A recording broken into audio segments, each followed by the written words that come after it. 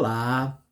Ora, cá estou eu mais uma vez para vos falar sobre a vida e a obra de um grande autor da literatura mundial. O meu nome é Sebastião Barata e hoje vou falar-vos de Denis Diderot, que foi um filósofo, escritor e tradutor francês, nascido em 1713 e falecido em 1784. Notável durante o Iluminismo, foi cofundador, editor-chefe e contribuidor da Enciclopédia. A sua obra de ficção mais importante é o romance A Religiosa. Denis Diderot nasceu em Langres, na Champagne, na França, a 5 de outubro de 1713. Os seus pais eram Didier Diderot, um cutileiro, e a sua esposa Angélique Vigneron. 3 dos seus 5 irmãos, Denise, Pierre Didier e Angélique, chegaram à idade adulta. Diderot começou a sua educação formal no Colégio Jesuíta de Langres, onde ingressou provavelmente em 1723 aos 10 anos. O ensino fornecido pelos jesuítas, que detinham o monopólio da educação secundária na França de então, centrava-se no ensino das línguas clássicas, o grego e o latim, e numa atenção rigorosa às orações católicas, com o objetivo de atenuar a influência humanista e secular. Diderot era um aluno inteligente e perspicaz e destacou-se em matemática e latim, tendo recebido até algumas menções honrosas e prémios devido ao seu excelente desempenho escolar. Mas já despertava em si um espírito independente e teve alguns problemas disciplinares. Mesmo criando dificuldades aos seus mestres, continuou os estudos e em 1726 o bispo de Langres concedeu a Diderot, com 12 anos, a tonsura, que era o primeiro grau da ordem, que consiste num pequeno corte de cabelo no alto da cabeça do ordinando. Tudo indicava que o jovem Denis seguiria a carreira eclesiástica como era desejo da família. A família de Diderot esperava que ele herdasse o canonicato do seu tio materno, o cônego Didier Vigneron. Contudo, por uma série de obstáculos colocados pelo capítulo da catedral, o testamento em que o tio legava a prebenda ao sobrinho só chegou a Roma após a morte do seu autor, falecido em 1728, pelo que Diderot não recebeu o benefício esperado. Depois de uma tentativa frustrada de fuga do colégio, o seu pai concordou em deixá-lo seguir para Paris, aos 16 anos, onde passou a frequentar o colégio de Harcourt, que é atualmente o Lycée Saint-Louis. Em 1732, recebeu o grau de mestre em artes na Universidade de Paris. De seguida, ampliou a sua formação, estudando leis, literatura, filosofia e matemática. Terá frequentado direito e chegado a seguir a carreira jurídica, que deixou algum tempo depois, o que desgostou a família. Diderot amava a sua liberdade e a carreira jurídica trazia obrigações e responsabilidades que não lhe agradavam. Com a decisão paterna de lhe suspender a pensão, passou a viver com o pouco que obtinha com os seus queridos. Quase 10 anos da sua vida resumiram-se a frequentar cafés e aventuras amorosas. Entretanto, a sua liberdade foi aprisionada pelos belos olhos negros de uma mulher. Em 1741, conheceu Anne-Antoinette Champion, que vivia com a mãe, dona de um pequeno comércio de roupa branca e rendas, da qual se tornou amante. Durante esses anos, Diderot trabalhou como tradutor e também escrevia sermões por encomenda. Passou por dificuldades financeiras, mas era o seu próprio senhor. Conheceu pensadores iluministas como o Etienne Condillac e o Jean-Jacques Rousseau. Em 1743, traduziu para o francês a Grecian History, do escritor inglês Temple Stenian, que tinha sido publicada em 1707. No início de dezembro desse ano, portanto de 1743, o Diderot viajou para Langres com o intuito de comunicar à família o seu desejo de se casar com a Antoinette e para pedir uma pensão ao pai. Como presente, levou ao pai a tradução da obra do Steyen. No início, foi muito bem recebido, pois há mais de 13 anos que eles não se viam. Quando já estava há mais de um mês na casa paterna, conseguiu coragem para falar sobre as suas intenções. E a reação da sua família foi péssima. O seu pai negou o consentimento para o casamento. Não sabendo como a notícia seria recebida pela Antoinette, escreveu-lhe uma carta dramática em que contava a sua desventura familiar. Inicialmente, Antoinette reagiu mal, pois não queria fazer parte de uma família na qual não era aceite. Diderot insistiu com cartas e bilhetes, até que Madame Champion concordou em permitir o casamento da filha, que teve que ser em segredo devido à oposição da família dele. À meia-noite do dia 6 de novembro de 1743, ele e ela casaram-se na igreja de Saint-Pierre-Roubeuf, destinada aos matrimónios clandestinos. Somente 6 anos depois, Antoinette seria apresentada à sua belle famille, ou seja, à família do marido. Em 1745, com a tradução de An Inquiry Concerning Virtue or Merit, de Ashley Cooper, que era o terceiro conde de Shaftesbury, sob o título Essai sur les mérites de la vertu, o Diderot tornou-se então mais conhecido. A leitura que o Diderot fez da obra do Shaftesbury iniciou um processo que jamais cessaria. Passou a ver a religião por um prisma crítico e questionador, contestando em vários momentos o que havia estudado lá com os jesuítas. No ano de 1746, Diderot associou-se a Jean d'Alembert. O d'Alembert foi um intelectual precoce, grande conhecedor de física e de matemática. A amizade entre os dois foi fundamental para os trabalhos de tradução da Enciclopédia, do inglês Ephraim Chambers. Esta tradução tornou-se a inspiração para a Enciclopédia Histórica Francesa. O d'Alembert, que já era respeitado pelos seus conhecimentos científicos, ao se dedicar à elaboração da Enciclopédia, atraiu colaboradores e contribuiu diretamente para a estruturação e edição do dicionário. Muitas das mais notáveis figuras do iluminismo francês contribuíram para a obra, como o Voltaire, o Rousseau e o Montesquieu. A Enciclopédia, editada entre os anos de 1750 e 1772, também chamada Dictionnaire raisonné des sciences, des arts et des métiers, que em português seria Dicionário Fundamentado das Ciências, Artes e Ofícios, onde Diderot e os seus colaboradores tentaram reunir todo o conhecimento que a humanidade havia produzido até à sua época, é considerada a sua obra-prima. A enciclopédia foi um dos símbolos do iluminismo e preparou ideologicamente a Revolução Francesa. Demorou, portanto, 21 anos a ser editada. E é composta por 35 volumes, 71.818 artigos e 2.885 ilustrações. Mesmo que na época o número de pessoas que sabia ler fosse pouco, foi vendida com sucesso. Apesar de alguma oposição da Igreja Católica e dos poderes estabelecidos, o Diderot conseguiu concluir a obra com o seu empenho e o seu entusiasmo. Perante a necessidade de manter a família, era insuficiente o que Diderot recebia com o trabalho na enciclopédia. Por isso, para complementar o seu rendimento, escrevia outras obras, muitas delas publicadas anonimamente. O ano de 1748 foi um ano de perdas para Diderot. A sua irmã, Angélique, que era interna num convento das Irmãs Ursulinas, morreu louca. Este pode ter sido um facto que o levou, anos mais tarde, a escrever La Religieuse, que é uma das suas obras mais conhecidas. Outra perda foi o falecimento da sua mãe, que ocorreu em outubro desse mesmo ano.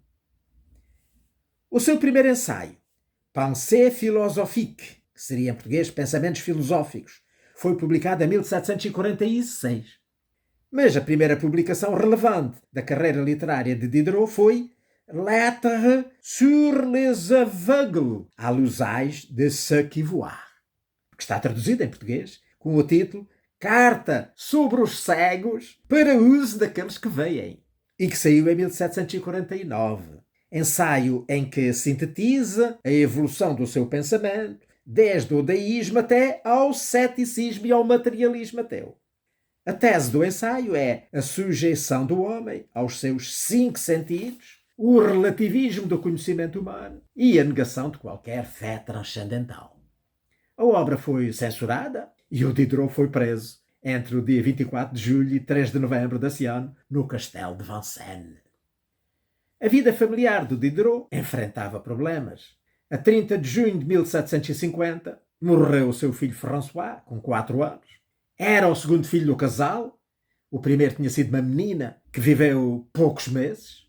Em 29 de outubro desse ano nasceu então o seu terceiro filho, o Denis Laurent. Mas também ele morreria pouco depois, em dezembro seguinte. Em 1751, Diderot publicou Lettres sur les sourds et les muets à l'usage de ceux qui entendent et qui parlent. Este penso que não está traduzido em Portugal, e se estivesse seria provavelmente Carta sobre os surdos e os mudos para quem ouve e fala, onde atacava a tese do abade Bateau, que queria reconduzir as belas artes ao princípio único da imitação. Em 1753 foi publicado o ensaio Pensées sur l'interprétation de la nature. Esse sim traduzido em Portugal. Pensamentos sobre a interpretação da natureza. Segundo Proust, Les Pensées representa na sua forma, assim como no seu conteúdo, uma continuação e uma refutação dos pensamentos do Pascal, e seria também uma continuação das Lettres Anglaises do Voltaire. Mas a obra do Diderot apresenta uma contestação mais intensa à teologia e à moral da Igreja do que aquelas. Em julho de 1754, Diderot iniciou um relacionamento com Sophie Volant, com quem manteve uma vasta correspondência, da qual se tem conhecimento de apenas parte, pois muitas das cartas foram destruídas. Entretanto, continuavam a sair volumes da enciclopédia, mas eram cada vez mais os contestadores. No início de janeiro de 1758, o D'Alembert comunicou ao Malesherbes e a Voltaire, que faziam parte lá do grupo que redigia a enciclopédia, o seu desejo de abandonar o projeto. E, a partir daí, o Diderot continuou a empreitada sem a ajuda do matemático. Mas esse não era o seu único problema. Em 27 de julho, Helvétius, que era outro colaborador da enciclopédia, publicou De l'Esprit, que era um livro que provocou um escândalo contra os filósofos. Com mais esta polémica, a segurança da continuidade dos trabalhos estava cada vez mais abalada. Felizmente, a produção individual do Diderot alcançava prestígio. Em novembro, publicou Les Pères de Famille, portanto, 1758, acompanhado do Discours sur la poésie dramatique. A 3 de julho de 1759, faleceu o pai de Diderot. Foi um momento de grande sofrimento. No final de julho, Diderot foi a Langres, imaginando que poderia recuperar a fraternidade abalada entre ele e os irmãos, o Didier e a Denise. Mas o seu irmão manteve-se insensível e irredutível e a viagem foi um fracasso. O ano de 1764 marcou o final do trabalho de revisão da Enciclopédie. E o Diderot descobriu que Le Breton, que era o editor da obra, tinha modificado e cortado alguns dos artigos que eram mais críticos em relação ao governo e à religião. A sua indignação foi imensa, mas já não havia nada a fazer, pois já havia muitos volumes publicados. Durante os anos de pesquisa para a elaboração da Enciclopédie, Diderot formou uma vasta biblioteca sobre diferentes áreas e ciências. Terminado o trabalho, o acervo já não era assim tão necessário e, além disso, a sua venda poderia gerar dividendos. Então, a Imperatriz Catarina II da Rússia comprou-lhe a biblioteca e pagou-lhe para ser o guardião dela. A 9 de setembro de 1772, a Angélique, portanto, a filha do Diderot, casou com Caroline de Vaudreuil, pertencente a uma família de Langres, amiga da sua. O escritor ressentiu-se muito por ter de se distanciar de Angélique. Apesar dos vários problemas conjugais, sempre foi muito próximo da filha, demonstrando grande preocupação com a sua formação. Em matéria de ficção, Diderot escreveu algumas peças teatrais que não tiveram muito sucesso. Seria, no entanto, o iniciador de uma dramaturgia em que o homem comum, as relações sociais e o cotidiano invadem o palco e se faz uso da realidade para criticar a mesma realidade. Mas Diderot destacou-se especialmente foi nos romances, nos quais seguia as normas dos humoristas ingleses, em especial do Sterne. Os mais conhecidos dos seus livros são La Religieuse, a Religiosa, que saiu em 1760, que eu andei a ler esta semana e que depois vou ainda falar lá mais à frente. Le Neveu de Rameau, seria em português o sobrinho de Rameau, de 1763, que é assim um diálogo filosófico sobre música, travado entre eu e ele, sendo o eu um filósofo, portanto, provavelmente representava o Diderot, e o ele é então o Jacques-François de Rameau. E o outro é Jacques Le Fataliste et son maître, este sim, traduzido em Portugal. Jacques, o fatalista e o seu amo, que é de 1771.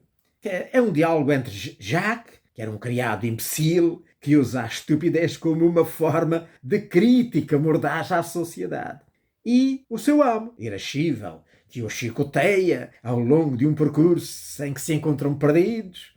E a cada chicotada o Jacques responde: pelos vistos, também este estava escrito lá em cima. Sendo, portanto, a base desta obra, não é? A discussão sobre o livre-arbítrio.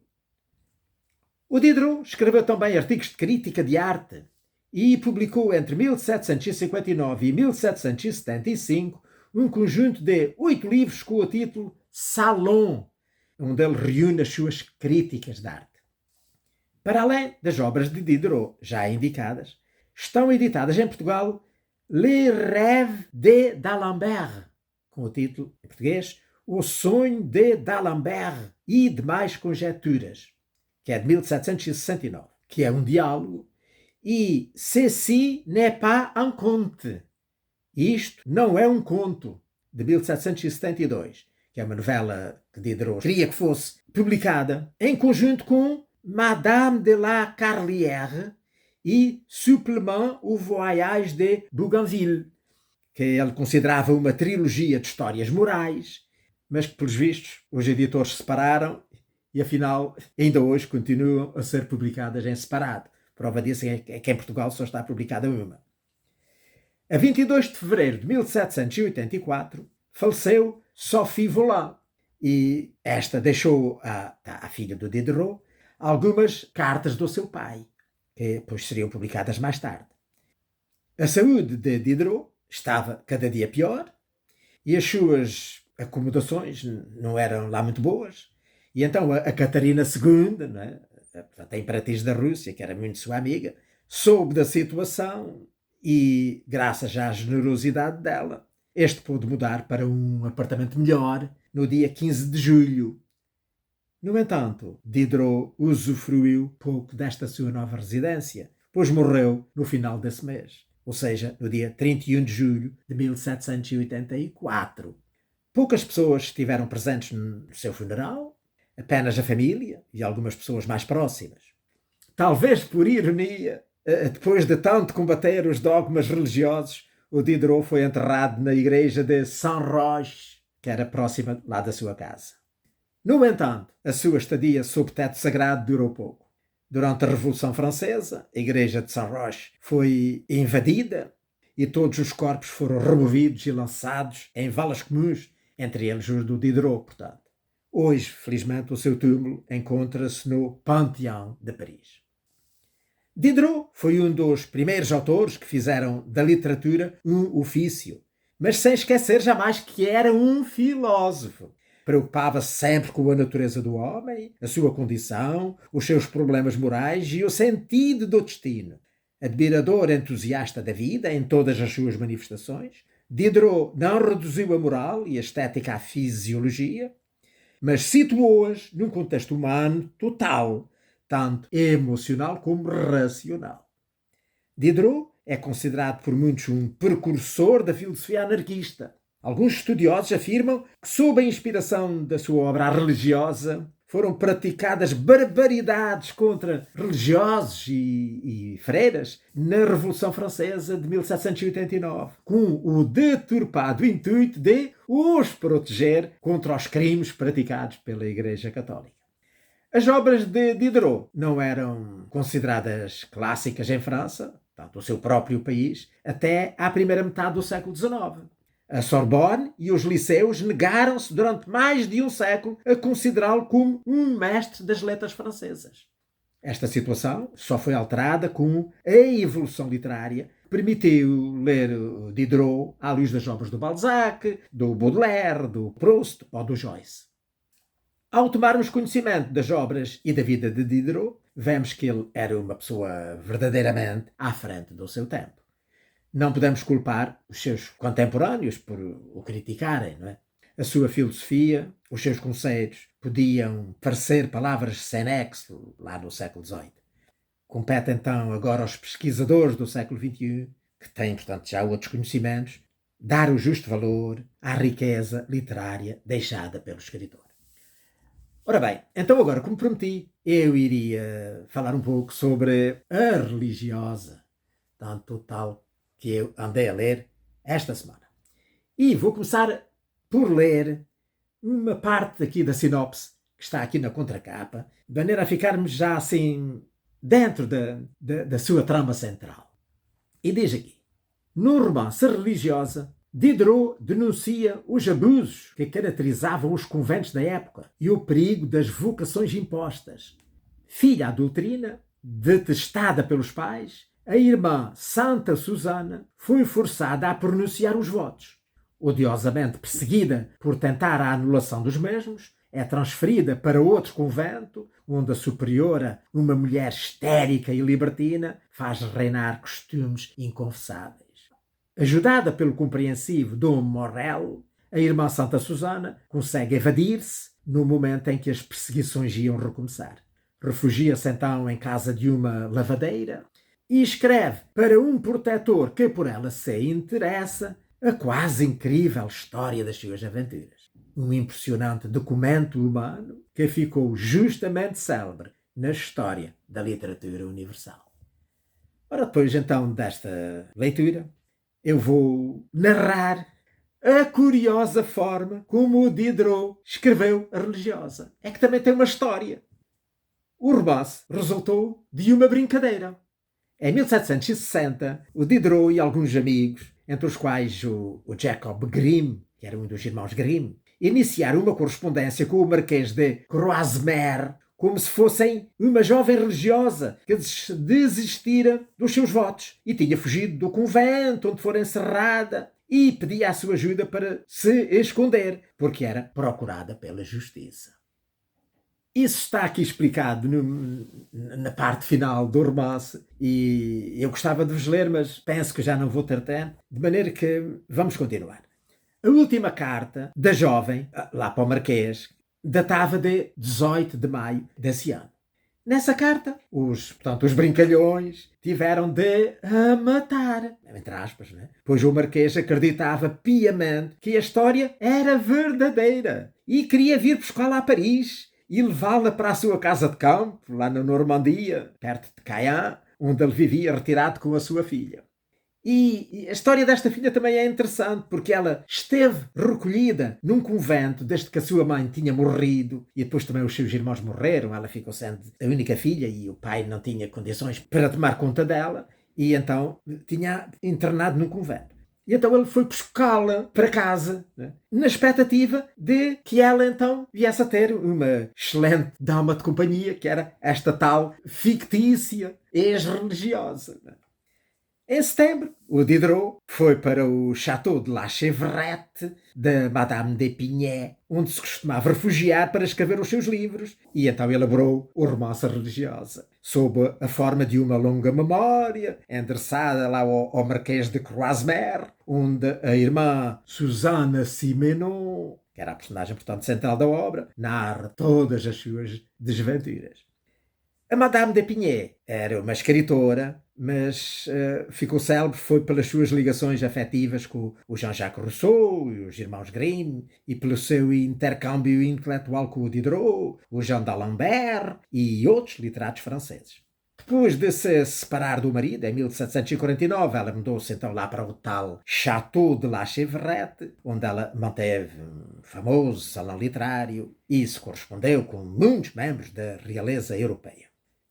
O Diderot guardou a obra religiosa até ao ano de 1780, portanto, durante 20 anos, quando então foi corrigida e publicada na Correspondance, entre outubro desse ano e março de 1782.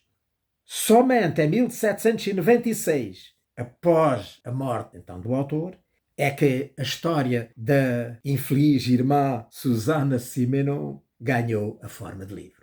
E já agora, a terminar, explicar que a Correspondance foi uma série de boletins literários, filosóficos e de crítica, publicados entre os anos 1753 e 1790, e que teve vários colaboradores. A maioria dos trabalhos incluídos nesses boletins entre os anos de 1770 e 1773 eram da autoria do Diderot.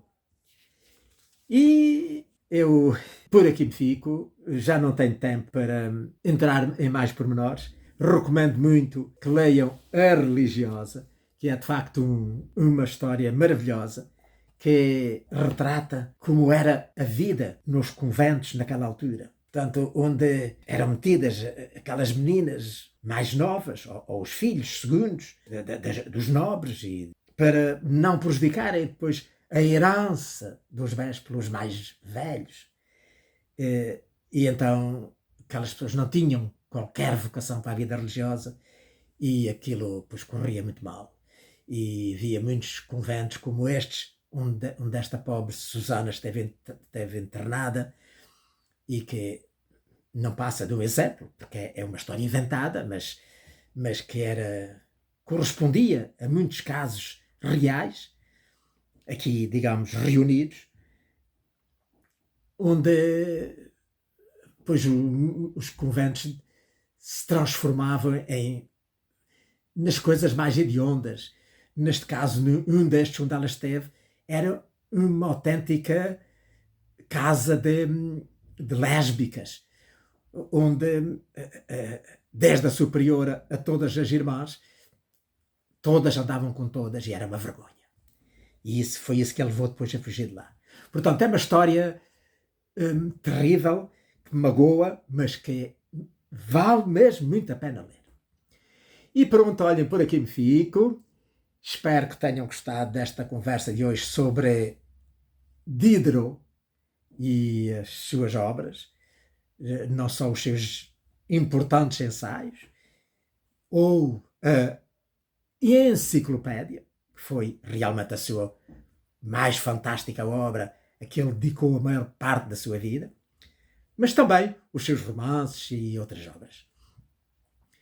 Espero que Deus me dê vida e saúde para cá voltar para a semana, porque os anos já são muitos e nunca se sabe o que nos pode acontecer amanhã, para vos falar sobre a vida e a obra de outro grande autor da literatura mundial. Ora, passem muito bem!